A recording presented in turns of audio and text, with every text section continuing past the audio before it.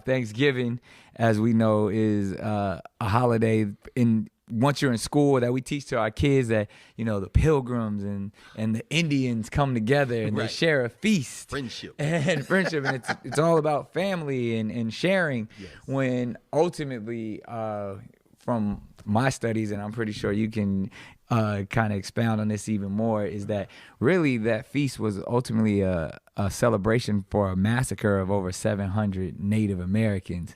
And then once Abraham Lincoln, actually years later, then sanctioned it a holiday and kind of tried to clean it up a little bit. But the actual, feast that the pilgrims were having during that time wasn't a celebration of friendliness or giving at all. It was really like, hey, they finally got some food because they had been starving. That's right. And they killed the godless Indians, which they called it. So I would love to just, kind of pick your brain on that and just say, why is it that we celebrate Thanksgiving, and why haven't we heard the truth about Thanksgiving? Well, I think you just laid it out. If you tell the truth, then you got to talk about an act of genocide, bro. Right. Yeah, that first Plymouth colony in the early 17th century, we know that they landed here in 1620. Right. Or as Malcolm said, Plymouth Rock landed on us. Yeah, right? We didn't land on Plymouth Rock. That's right. Plymouth Rock landed on us, brother. Yeah. And our Native American, the Wampanoag people in that region, Massachusetts, and they only came here, these white folks, with about 100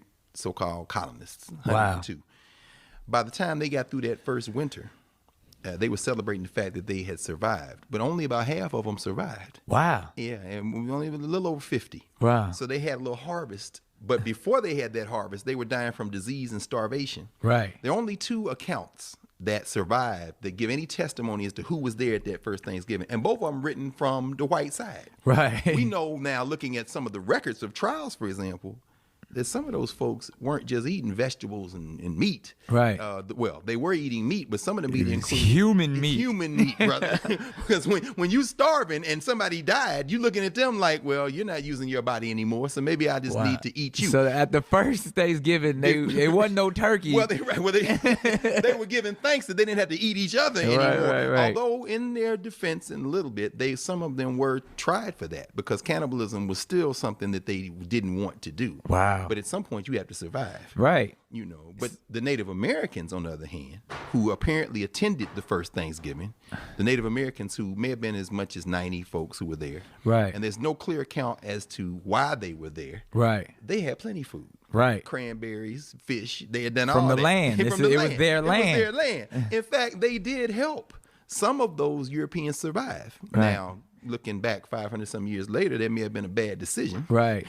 But they did help them, and they were celebrating. It wasn't friendship. Now, there were some Africans. There were some Native Americans. Right. There was one dude named Squanto, for example. Right. Who ended up being enslaved. Wow. That's how he learned English. Wow. So he became a translator. Wow. Because he had been pressed into service by these Europeans, who, as you said, looked at these Native Americans as they were godless. Right. So they gave thanks to their God for having taken land from people who didn't even see land that way. Right. Because they were like, well, they didn't even see it as theirs. This is like land is land. Exactly. They truly believe this land is our land, this land is your land. Your land, nature. Right. In fact, they didn't even farm the way we think about farming. Right. When you look at the European style, they clear out the land, then they make rows of things. Right. The Native Americans like, what are they doing? Right. You grow food in conversation with other food. Wow. So the squash, the pumpkins, the greens. It all grew together. And that way you get to replenish the land. Because what's taken from one gives to the other. And you don't have to keep clearing out land to plant new crops. You don't plant single crops. Right. So even the technology of Thanksgiving gives us this notion that somehow the Europeans were superior. Right. Their God was better. Their science was better. But no, they had starved. They had disease, and about half of them had died. Right. And they celebrated making it through their first winter, and the Native Americans showed up to be like, well, I guess y'all made it. Meanwhile, they plotting on the Native Americans. Man, and that's, again, like even going back to what we discussed about Columbus Day and, that it should be shifted to Indigenous Peoples Day. But even again, this shows the kind hand and the generosity of the natives to... even though it was a massacre that that was all that was being set up, and therefore they were all the Europeans were thinking to rob them the entire time. That's right.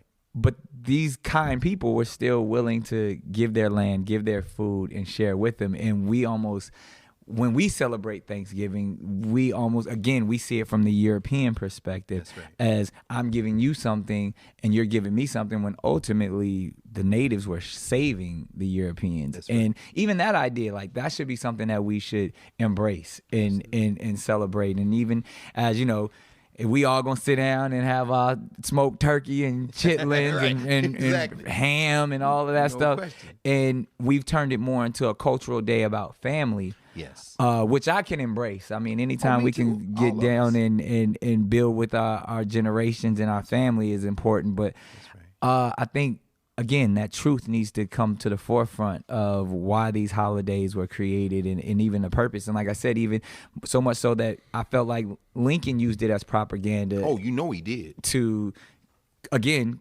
bring people closer together, but at the idea to say, look at what the elite have set up. That's exactly right. Right. That's right. Well, 1863, when we see it become part of the formal American calendar, you know, the Civil War is still going on. Right. Part of it is trying to create a national identity. Right. How do you build? And that's what holidays That really everyone are. can embrace. That's exactly that right. patriotism. That's exactly right. Holidays are about building a national identity, a patriotism, a love of country. A myth that everyone can follow. Straight myth, brother. I mean, this is a guy who signs an Emancipation Proclamation, and in the same breath, then signs the death warrant on 38 Lakota Sioux in Minnesota, the biggest killing of people by approved by a president, a guy named Little Crow, who was leading a revolt against the United States Army up in Minnesota, Fort Snelling. Same place they had Dred Scott and Harriet Scott enslaved. Yeah, and man. Lincoln signed that. Lincoln signed a death warrant the same time he signed the Emancipation Proclamation. I mean, this is about taking that land from them Native Americans. So we look, Abraham Lincoln signed Thanksgiving into law. Yeah, he was giving thanks for taking land from Native Americans that he was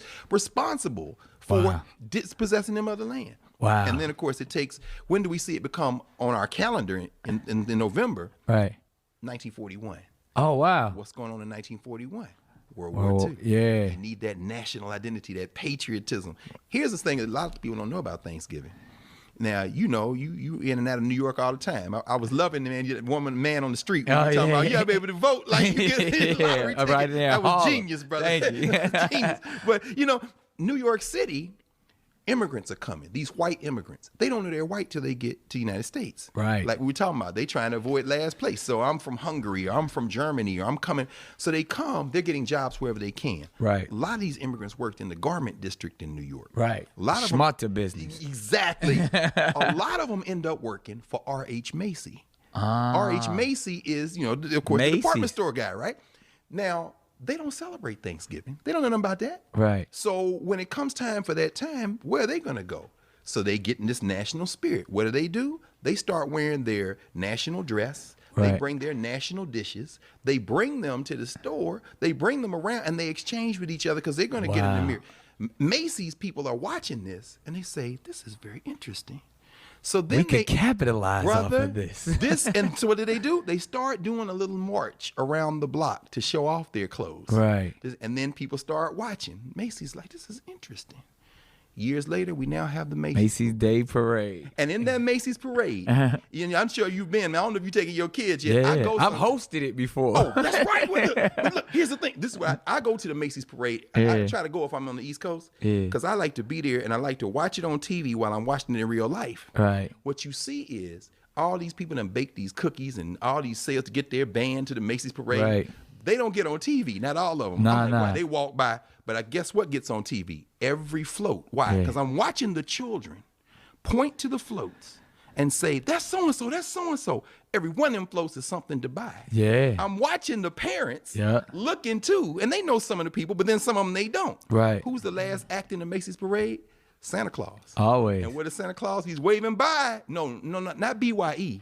Bye. Bye. Why? Because what you just saw Was is a one commercial. long commercial. And it started with R.H. Macy looking at these immigrants who knew nothing about Thanksgiving, Wow. who came to try to be part of the American ritual. And he's sitting there thinking, how can I make a profit off of this little celebration?